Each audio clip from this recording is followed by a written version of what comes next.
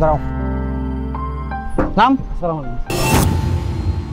তুই জানোস না এই রাস্তা অটো চলাচল নিষেধ? না স্যার আমি তো জানি না এই রাস্তা অটো চালানো নিষেধ। জানোস তো অটো নিয়ে বানাইছস কে রাস্তা? হ্যাঁ স্যার আমার ভুল হয়েছে, এই আপা মনে খুব তারা তো তাই এই রাস্তায় আইলাম। ম্যাডামের তারা দেখে তুই এই রাস্তা যাবি? তোর অটো নিয়ে আমি এখনই থানায় যাবো। স্যার অটো চালা আমি সংসারটা চালাই স্যার, অটো নিয়েন না স্যার। তুই অটো চালা খাস তো কি হয়েছে? তুই অটো চালা খাস আর ভিক্ষা করে খাস সেটা আমার দেখার বিষয় না, আমার ডিউটি আমার পালন করতে হবে। সর তুই।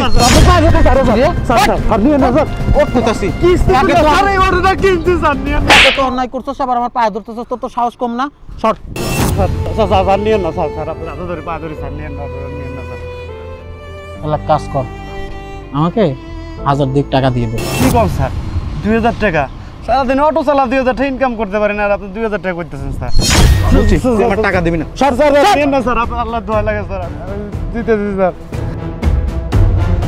স্যার 2000 টাকা আছে স্যার। স্যার স্যার আমার বাচ্চার ওষুধ কিনবার ঘর ভাড়া দেবো স্যার, 2000 টাকা আছে স্যার, 1000 টাকা নেন আপনি স্যার। তোর ঘর ভাড়া দিতে হবে না, তুই রাস্তায় থাকবি আর তোর বাচ্চার ওষুধ কিনবি কি না কিনবি সেটা আমার দেখার বিষয় না। টাকা দিছস বাস, এখন অটো নিয়ে এখান থেকে চলে যা। Excuse me. জি বলুন। সরি আপনার মূল্যবান সময় নষ্ট করার জন্য। এত সরি বলতে হবে না, কি বলবেন তাড়াতাড়ি বলুন, কাজ আছে। আপনি এইভাবে কেন কথা বলছেন? আপনার বিহেভিয়ার কি এরকম রুড? আপনার নরমাল কমন সেন্স নাই যে একটা মানুষের সাথে কিভাবে কথা বলতে হয়? হ্যালো, আপনি কি বলতেছেন? ওনার সঙ্গে কি কাজ করছি আমি? আপনি একটু আগে যেটা করলেন, ঘুষ খাচ্ছেন, এটাই আপনার কাজ? উনি এই রাস্তা দিয়ে ঢুকছে, এই রাস্তায় অটো চলাচল নিষেধ, এর জন্য ওনার 2000 টাকা আমি ফাইন করছি, শেষ। আচ্ছা মানলাম আপনি তার ফাইন করেছেন, সে অন্যায় করেছে, তার জন্য আপনি তার জরিমানা করেছেন। তো আপনি যে জরিমানাটা করেছেন আপনার রসিদ কার্ডটা কোথায় সেটা শো করুন। ম্যাম আপনি বোধহয় ভুলে গেছেন, পুলিশদের কোনো রসিদ কার্ড লাগে না, ঠিক আছে? যান আপনি আপনার কাজে যান। পুলিশের কোনো রসিদ লাগে না? তাহলে পুলিশ কেন ঘুষ খাচ্ছে? আপনার প্রশাসন কি আপনাকে বলে দিয়েছিল যে গরিব মানুষের থেকে, সাধারণ জনগণের থেকে এভাবে জোর করে ঘুষ আদায় করবেন? হ্যালো, আপনি সাধারণ জনগণ জনগণের মতো থাকবেন, এত নাক গলাচ্ছেন কেন? যান কাজে যান।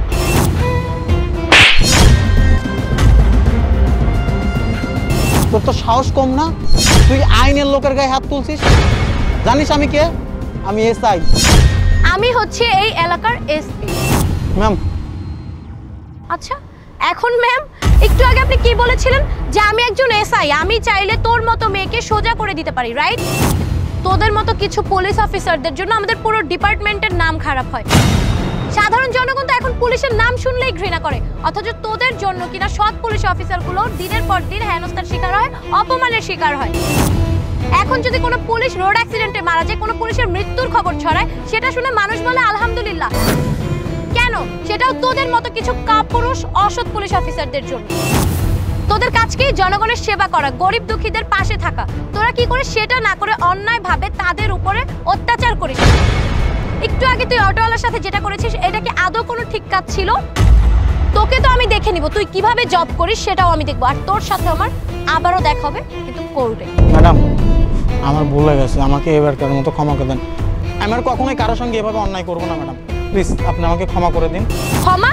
ক্ষমা তো এই গরিব অটোওয়ালাও চেয়েছিল, ক্ষমা করেছিলি? সে যখন বলেছিল যে তার বাচ্চার ওষুধ কেনার জন্য টাকা লাগবে, তখন তুই কি করেছিলি? নিজের পকেট ভরার জন্য তার উপরে প্রেসার ক্রিয়েট করে তাকে ভয় দেখিয়ে তার থেকে সেই টাকাগুলো নিয়ে নিয়েছিস।